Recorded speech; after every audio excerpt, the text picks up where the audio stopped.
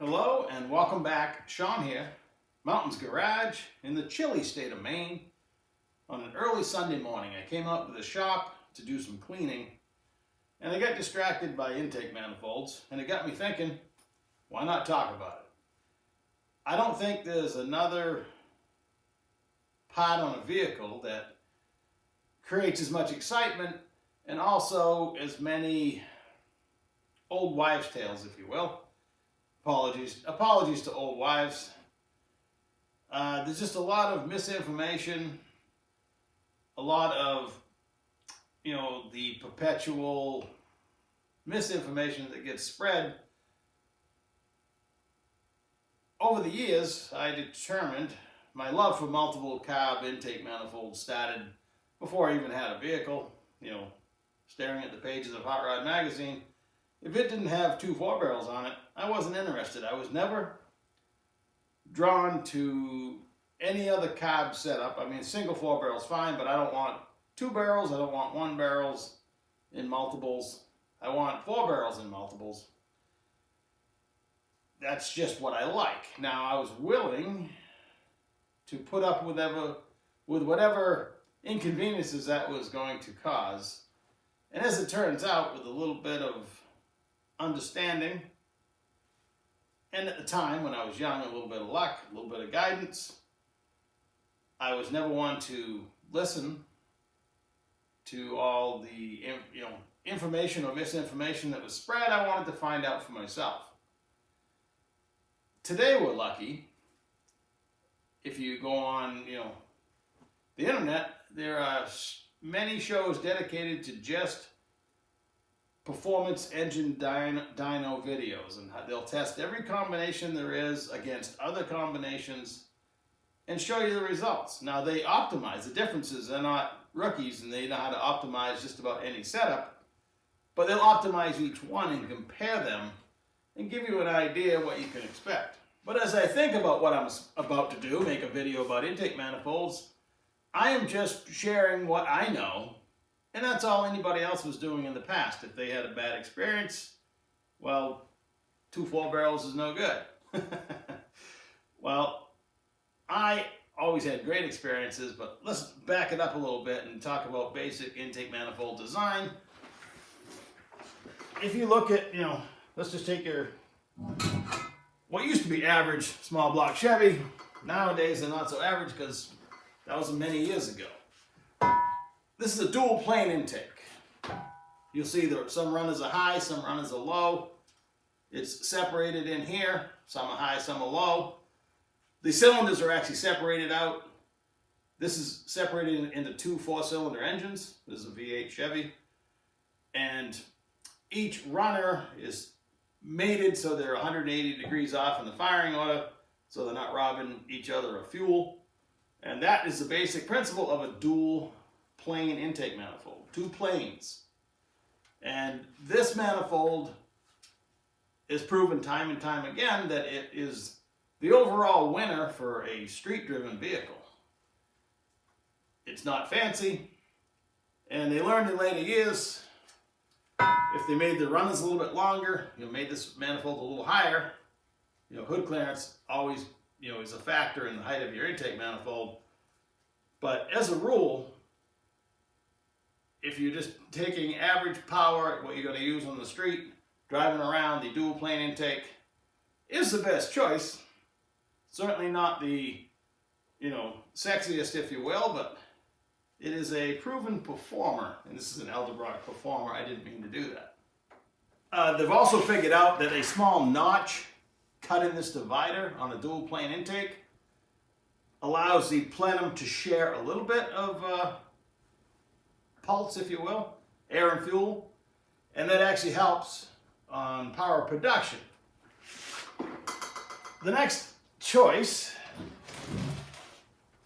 is the single plane intake. It's obvious that the runners come directly from under the carburetor out to the cylinders, and if you'll notice this one, it looks like an X. This is about the poorest design single plane intake probably ever made. It's surprisingly called the Talker. this probably makes significantly less torque than the dual plane. Now, on the higher RPMs, you get up much above 5,500, 6,000, this is probably going to win for just sheer horsepower numbers. But you can see the basic difference. I can also see that it's broken. I just took this in trade. Looks like a wall hanger. This is a slightly better example. It's higher. The runners are a little bit more curved. You really want this curve to happen before it gets to the cylinder head and has to make a corner. You want that transition smooth. This one's higher. I can guarantee you this one probably makes more power than that one.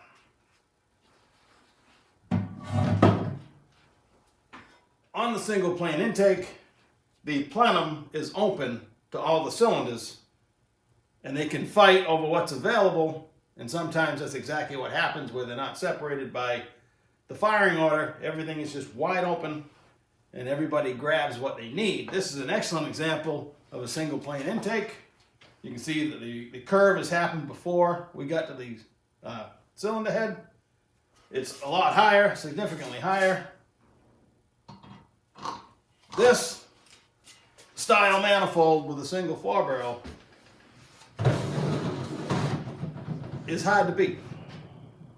I have a much nicer low-rise dual plane dual quad intake manifold for the 377 that I'm building, and I'm forced to run the Carter Elderbrock style carburetor like these. I'm not a huge fan, but the Hollies just don't fit from their physical size. I picked this gem up on a whim one day. I took it in lieu of, getting paid for a job. I do that a lot. And it just sits here as a static display, and I've done nothing with it in 3 or 4 years. Before we get to my personal favorite, the tunnel ram, we got to talk about this monster right here, the Elderbrock XC8. It predates, I believe, the tunnel ram.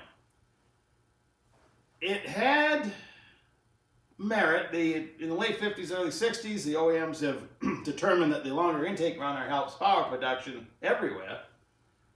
So in some extreme examples, like the Cross Ram Mopar, they really tested that theory. That thing has an intake manifold that's probably 2.5, 3 feet long. In this case, the flaw in this manifold, now this looks cool if you've got a hot rod or something with no hood. This is one of the cool options. These manifolds go for silly money, and this one's in really nice shape. It has a linkage and everything, but I'm not trying to sell it. I'm just talking about it. But the flaw in this manifold is it is built like a dual plane where the plenums do not share air or pulses. Each one, this feeds the driver's side cylinder head and vice versa. This feeds the passenger. They're not connected at all. So you basically have 2 4-cylinder engines, each with a 4-barrel. People have found that even connecting the rear port on the carburetor with a piece of 3/8 hose helped the performance of these. But while these look really cool and they have a real good following in the hot rod world, they claim they're not the greatest. I personally would like to try it and see what I could, if I can make it to run decent. That would be the goal, I guess. I think wide open it probably runs just fine. It's all the other time it's running, the off idle and everything, but they have a following, and it's certainly unique, and in trade I couldn't pass it up. I don't have an example to show you, but the first tunnel rams, the early ones, after like the XC8, we'll call it a cross ram, but it's not. The actual cross rams like on the 69 Z28 Camaro you could buy as an option. They had a shared plenum. The Smoky Ram, the Smoky Unique design intake, had a massive plenum for the engine to share, and those worked a lot better. The early tunnel rams, they call them the bread box style because the upper portion was just a massive plenum. It was too big, and probably a lot of the old wives' tales about tunnel rams came from those. Those had trouble with the fuel pooling and stuff like that. Again, I'm just regurgitating stuff because I've never had one. But I have had a lot of tunnel rams, and I think they run really well. And recently, dynos results have proven that they're a great all-around performer. Probably, on par with the, single 4-barrel dual plane intake, just for street driving. And it is like everything else, depends on the size of the runner and the length, but this particular one is a really early Y-end. It even tells you how to say their name. And the upper portion, typically they have a separation here. This has another separation here. So this thing is in really nice shape and really cool. It's for a square port or a rectangular port big block Chevy.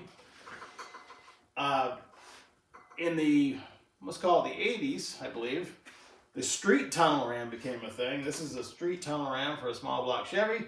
They made it slightly shorter. The run is slightly smaller to keep velocity up, to increase low speed torque and everything. And this is actually, I haven't tried it yet. I've never had one until I got this one the other day. Is supposed to be a great street performer. And this is a big block oval port street style manifold as well. It's odd that I have two polished manifolds. That's pretty rare. I do get a kick out of, remember what I was saying in the beginning about how people complain about how they're not the greatest performers, and then you look at some of the modifications that were done. Even this return spring that is somehow soldered onto a brass nipple. Interesting. This is somebody's attempt at progressive linkage, so you drive around on the back carburetor a little bit before it pulled them both open. But, a lot of the performance woes, no doubt, built in when the vehicle is assembled. As far as simple performance that is on par with everything sitting on the table, you still got to watch out for this basic combination right here. If you want probably the highest horsepower number from a single 4-barrel, it's going to come on a tall single plane intake with a simple single 4-barrel Holley. A hard combination to beat.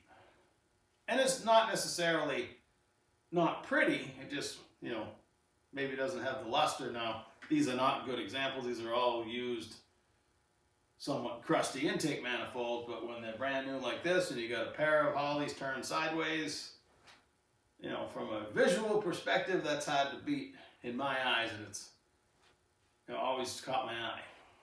So that's it. We're done talking about intakes. For now, anyway. I have done what some people think is, sacrilegious. I have carbureted intakes for LSs. Holley makes a nice low-rise dual quad intake. I have one on the Model A. I bought a black version of it, cathedral port, just because it was on sale. I've never even taken it out of the box. I have more pairs of Hollies than any man should. Every time I see a pair, I try to, collect them. They're out in the box. I had a beautiful pair of 750s that I just let go. It took a while to come up with a nice never used pair. You could buy new ones, but that's expensive, so I don't like to have a lot of money invested in a lot of this old junk. It's a lot of work to make an old carburetor look like this. Actually, almost impossible, but anyway, I hope you have a great day, and I gotta go back to cleaning instead of sitting here dreaming.